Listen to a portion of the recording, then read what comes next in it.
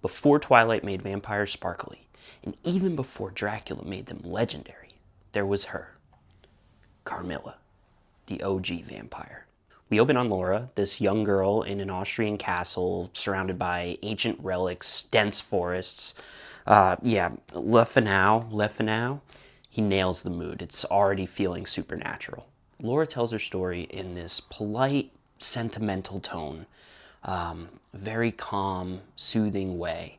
And right away, she talks about how she remembers something off. As a child, she woke up one night with this strange woman looming over her. She felt a lot of pressure on her chest, but it was a blur of pain and pleasure. A nightmare, maybe, but it felt real. And the way she retells it, cold, detached, like a scar she doesn't want to remember. Then one evening, the quiet in her life fractures. A carriage overturns outside the castle gates. Inside the carriage is this frantic woman and her fainted daughter, this little unconscious girl. And the mother is in such a panic and such a rush. She has an appointment she needs to get to, and she's begging Laura's family if they can watch over her daughter while she gets to it. Laura's father agrees. And look, I may not know much about the 19th century and how things go, but I'm not leaving my kids at a random castle in the woods without me. Never heard of Ganon? How about Bowser? Bad things happen in castles. Anyway, the girl's name is Carmilla. And she's described as so beautiful, so graceful that it's almost unsettling. And if that doesn't already tingle your spine, Carmilla insists she's met Laura before. Not once, several times. And the bond between them escalates fast. Carmilla loves to hold Laura's hand. She whispers in her ear that she's loved her for many years. We've got a stage 5 clinger. Delete your Instagram, block her on Facebook, do whatever you gotta do. Laura dreams of a giant cat pressing on her chest, that similar pressure as earlier. And no, I'm not talking about Crookshanks or Garfield. When she wakes, she feels weak and tired, and she does notice there's some pinpricks on her chest.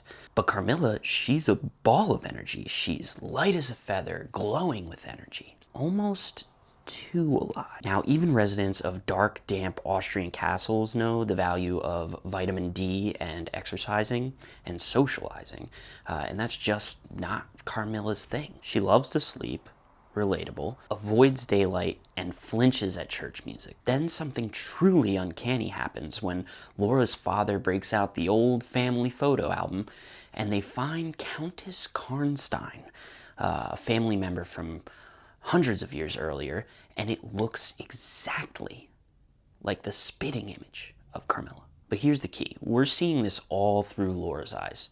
She's not thinking of this as a vampire novel. She's just confused. To her, these are just odd quirks or coincidences.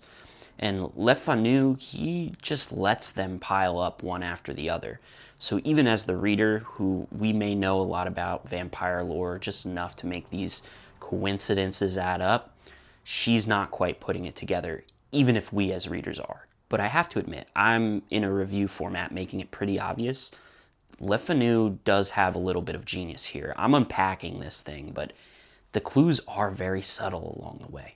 Carmilla's charm, her fatigue, her lack of prayer, all unremarkable until it isn't. Weeks pass, and Laura's love and affection and fear all blur together.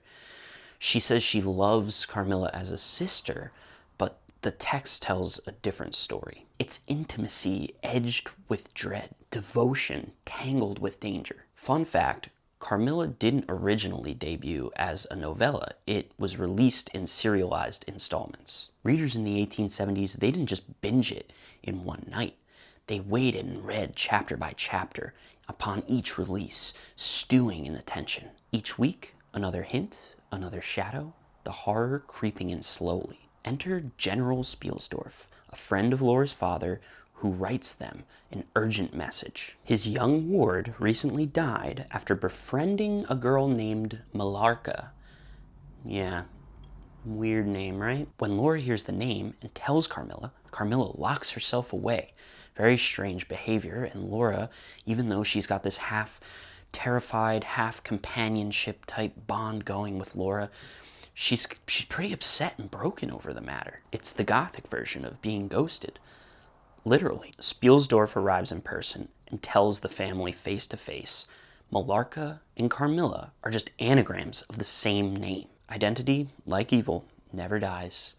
It just rearranges itself. By now, Laura looks half dead herself, and Spieldorf, who's a doctor, inspects her and finds the puncture wounds on the body, and you can get where this is going. He insists on a spiritual remedy, because if the symptoms are supernatural, of course you might as well bring along a priest. At dawn, they ride for Karnstein Chapel, through the fog and ivy and crumbling marble. Le Fanu describes this place like a coroner doing a field report. Dry, factual, unnervingly calm. That's his magic trick, making the horror feel official. When they arrive inside the tomb, as expected, is the body of mere Carla Karnstein, like the family portrait. They open, and there she is, perfectly preserved, eyes open, blood at her lips. The general drives a stake through her heart. She convulses, and a cry comes from her lips. But they pull no punches. They decapitate her, they burn the ashes, and sprinkle them over a river. No melodrama, just procedure. Laura recovers, and the nightmares cease, but she doesn't feel closure. Structurally, Carmilla ends where you might think. The windows are latched, the doors are shut, everything's calm, but there's kind of this air lingering about. And it ties to that closure that Laura doesn't have. The real horror isn't just the scare of the vampire alone or the supernatural. It's this weird intimacy that was left behind. That link between predator and victim that developed, it's love tangled with death. It's an affection that she can't detox from. And that's what chills me. Laura says, I could not think of her with hate. That floors me every time. It's not the kind of horror that jumps out at you. It's the kind that says, how can someone who ruined you still hold your heart hostage? That's not fear. That's addiction with a pulse. And Carmilla herself is unlike any vampire you could think of. Forget the cape and the bat wings and the Nosferatu shadows. She's got this charm and grace and magnetism. She makes you want to be near her, even when you know better. In fact, Le Fanu never calls her a vampire until the final stretch. He never shows a bite, never catches her in the act. He horrifies by deduction, by letting you connect the dots a little too late. And you realize the truth, just as Laura does, that what felt romantic was actually parasitic behavior the whole time. The subtlety, that slow building dread, that's what leads and creates the building blocks for Bram Stoker's Dracula 25 years later. Bram Stoker took this blueprint and scaled it into an incredible masterpiece. For me, Carmilla lands at a clear 6.17 out of 10. Yes, the decimal points matter. I'm giving this a slight edge over The Alchemist. Review you should take a peek at if you haven't yet. But how about you? Have you read one of the OG vampire stories? If you had, drop a comment, smash like, subscribe. I'm going to be bringing more creepy stories your way this week. And remember, folks, a chapter a day keeps the brain rot away. Adios, y'all. Take it easy.